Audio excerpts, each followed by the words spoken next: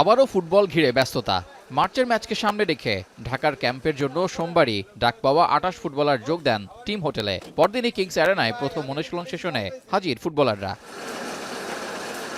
Qualify করতে ব্যর্থ হলেও এশিয়ান কাপ বাছাইয়ের শেষ ম্যাচে সিঙ্গাপুরের বিপক্ষে খেলতে তাদের ঘরের মাঠে যাচ্ছে হামজা সমিতরা। বাইরের মাঠে অবশ্য শেষ ম্যাচগুলোতে অপ্রতিরোধ্য বাংলাদেশ। এবার পূর্ণ পয়েন্ট নিয়ে টেবিলে ২ নম্বর হয়ে মিশন শেষ করতে চায় জামাল ভুঁইয়ার দল।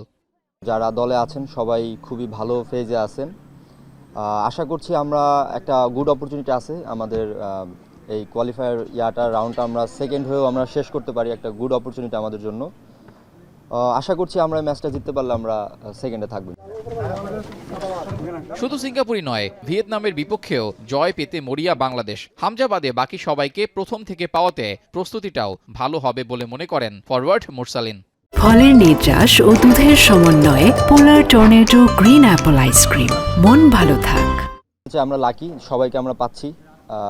এটা আমাদের হয় কি অনেক সময় দেখা যাচ্ছে এটা সবাই একসাথে ফার্স্টে থেকে শুরু করলে টিমের কম্বিনেশন ভালো হয়। তো আশা করছি আমরা আগের তুলনায় আমরা এবার আরও সুন্দরভাবে প্রস্তুতি নিতে পারবো এবং ভালোভাবেই ম্যাচগুলো খেলতে পারবো। হামজা সমিত্রা লাল সবুজের জার্সি গায়ে চাপানোর পর থেকেই দল পেয়েছে ভিন্ন মাত্রা। জায়গা পেতে প্রতিটা পজিশনেই প্রতিযোগিতা বেড়েছে।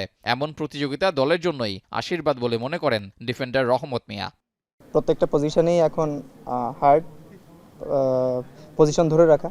সো পটেনশিয়াল প্লেয়ার আছে সব।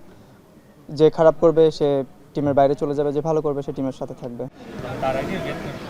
মার্চের ২ ম্যাচে জয় নিয়ে দেশে ফিরতে পারলে র্যাঙ্কিংয়ে উন্নতির সুখবর পাওয়ার সম্ভাবনা রয়েছে। ফুটবল ভক্তদের প্রত্যাশা আকাশ সমান। বাস্তবায়ন কতটা করতে পারেন ফুটবলাররা সেটাই এখন দেখার অপেক্ষা। এশিয়ান কাপ বাছাইয়ের পর্ব শেষ হতে যাচ্ছে সিঙ্গাপুরের ম্যাচ দিয়ে। তার আগে বাংলাদেশ জাতীয় ফুটবল দল খেলবে ভিয়েতনামের বিপক্ষে একটি প্রীতি ম্যাচ। দুটি ম্যাচেই জয় দিয়ে শেষ করতে চায় বাংলাদেশ। কিংস অ্যারেনা থেকে রেজাউল করিম, এখন, ঢাকা।